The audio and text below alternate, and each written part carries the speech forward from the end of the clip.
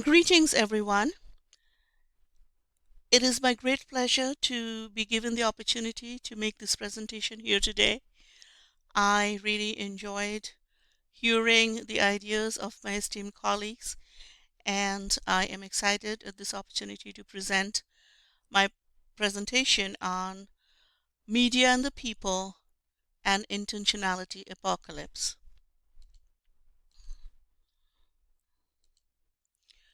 The presentation will cover the following: what is fake news, intentionality framework and fake news, media information literacy and fake news, and COVID-19 infodemic, which is also very closely related to the theme of fake news.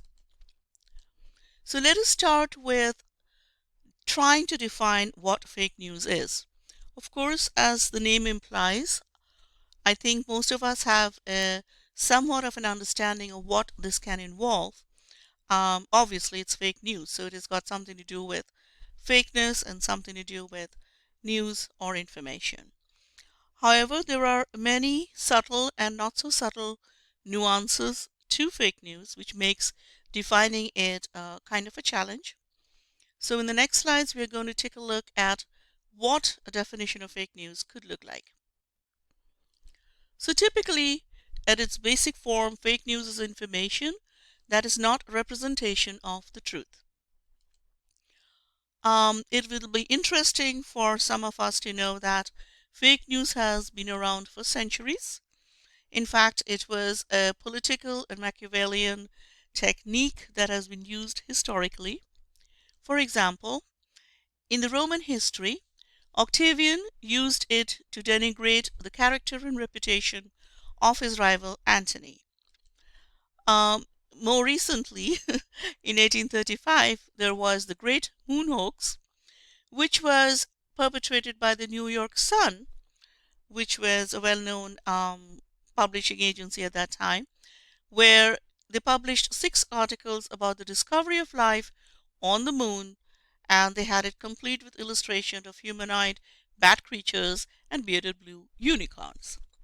So all in all, as we can see, fake news has got something to do with falsification of information. In today's world, fake news is defined as news that are intentionally and verifiably false and could mislead readers. And I would like to draw your attention to the latter half of this definition that emphasizes on the word misleading readers, because that is the intent and intention of most fake news. So let us take a look at the multiple ways and forms of fake news. So yes, they have different categories. There are actually 6 common ones, and we are going to talk about that briefly in this presentation: misinformation, disinformation, clickbait, cherry picking, omission, and fabrication.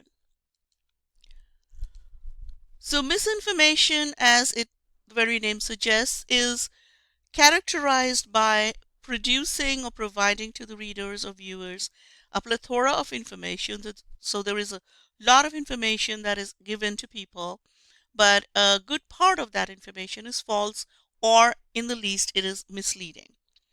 The differential of misinformation is that sometimes it can be unintentional, in the sense that people who are spreading misinformation may not be doing so with the intent of spreading misinformation. They are doing so because they are truly believing in what they are spreading. So it's a belief-based information which is not ratified by evidence, and so it is not necessarily intentional. As opposed to misinformation, disinformation is misinformation that is perpetrated with one and one purpose only, that is to spread with the intent to mislead. Clickbait is typically used for websites. It has been around for a long time, and it is used for people who are advertising or persuading readers or viewers to do something, to use a clickbait. And basically in clickbait, information Some credible information is provided, and a lot of emphasis is given to a very selected few items. The goal in clickbait is for the viewers to just go in there and click on an image or a video, and then go forward and look at the information that the information providers want them to focus on. And this is a sort of distortion because the readers or the viewers are not guided to all other pieces of information. So it's not a comprehensive view of the situation or the facts.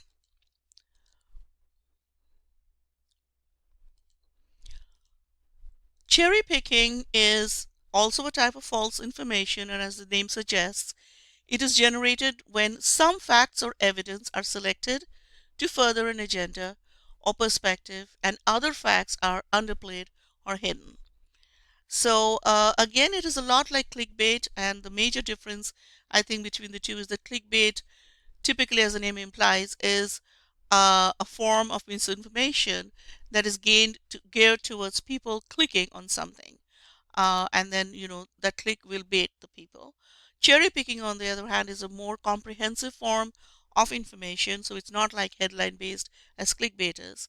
And here, only some facts are taken, they're taken out of context and they're emphasized. As opposed to that, omission is a situation where facts are omitted. So there is a whole story, and then there is a part of the story, and then there is a version of the story that people want you to hear. So that is the act of omission, where deliberately parts are removed or not put forth to people. Fabrication, which is last but not the least, is perhaps the most dangerous form of fake news. Of course, all the others are also dangerous because they have really far reaching repercussions. But fabrication typically is just outright lying. It is where information is false, fabricated, or totally made up. There are different kinds of fabrications. Most common forms are deepfakes, where videos are altered very dramatically so to make things appear as they are not. Zombie papers, where these papers are published in articles in sometimes even in reputed journals, but they are totally based on fraudulent data. And then of course we have fully fabricated evidence and content. So intentionality, frame, and fake news. So how does intentionality fit into the fake news paradigm? Intentionality relates to mental states of perceptions, beliefs, desires and intentions, and many other propositional attitudes.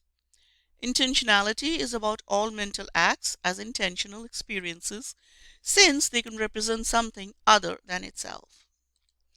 Intentionality is germane to the meaning-making process, wherein we anchor our beliefs and perceptions generated by physical objects, words, and expressions to our mindful states to make sense of things and generate our own meanings pertaining to the worldly situations we are placed in.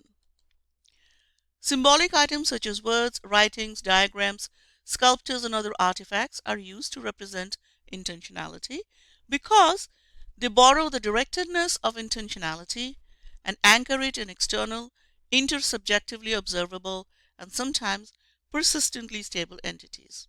Quote Perler 2021. In the context of fake news, the persistent and ongoing influence of alternate fact representation in text and media, alluring consumers to intentionally anchor the untruths or covered truths to their desires and beliefs. So, in a nutshell, people believe in what they would like to believe. This is an intentionality paradox, where the process of making meaning through mediated reasoning is tainted by the sheer unreasonableness generated by media manipulations, which allows people to actualize fake realities, which is dangerous. Media information literacy has a lot to do with fake news. So we're going to take a quick peek into how MIL informs or is informed by fake news. Fake news and MIL are inextricably bound to create intended and unintended negative SAP environments. SAP environments are social, economic, and political environments. People's overexposure to information and the information overload has led to the manipulating and forming of opinions and biases. Basic training on how to discern fake news from real is not useful enough these days to allow trainees to effectively identify fake news. And that's a problem because key reasons of this lack of skills to distinguish fake news from real news have been identified as attention deficits, awareness deficits, confirmation bias, increased sophistication of fake news generators, and changes in how information is acquired and consumed today. So, there are three broad groups of MIL factors that have been identified that may contribute to a person's fake news belief. So, why do people look at this fake news and then want to believe in it? The first is a characteristic of the message, including the consistency of delivery and the use of engaging presentation cues. The second is a person's natural cognitive style, prior views, and biases. The third and final is the abuse of interventions to promote discernment of fake real feeds into the propensity to believe fake news.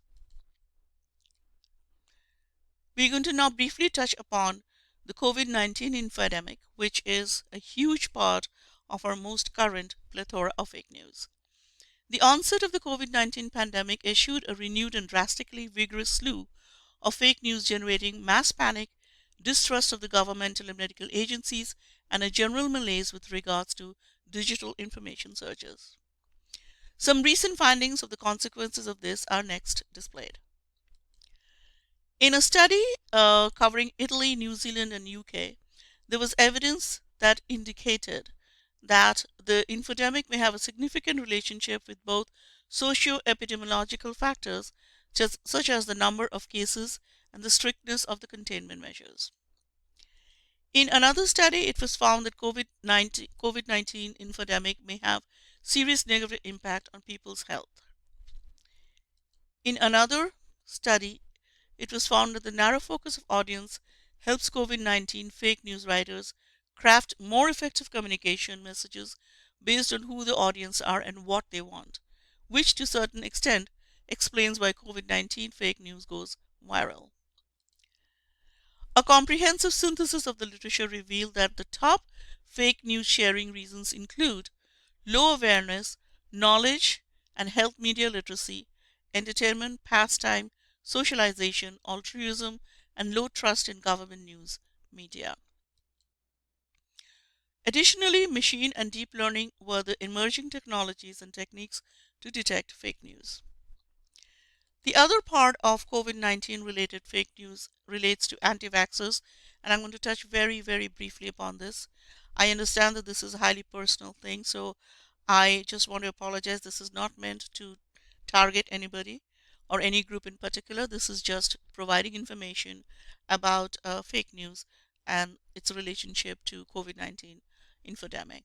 So anti-vaxxers are people who do not believe in vaccines for many reasons. It could be personal, medical, religious, or other reasons. And there also, there are two different ways of spelling him. The most recent literature indicates that the inherent bias for or against certain information channels correlates with the vaccine decisions of people.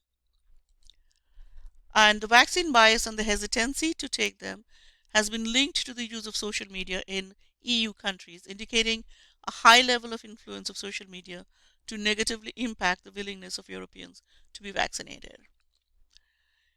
In a contrary study, though, it was found that vaccination decisions are really not influenced heavily by digital and social media. Instead, COVID-19 vaccine hesitancy and or acceptance were more impacted by prior perceptions, behaviors, transparency of information regarding the vaccines, mistrust in general in science and leadership. So that wraps up my presentation, and these are the references. Thank you for listening.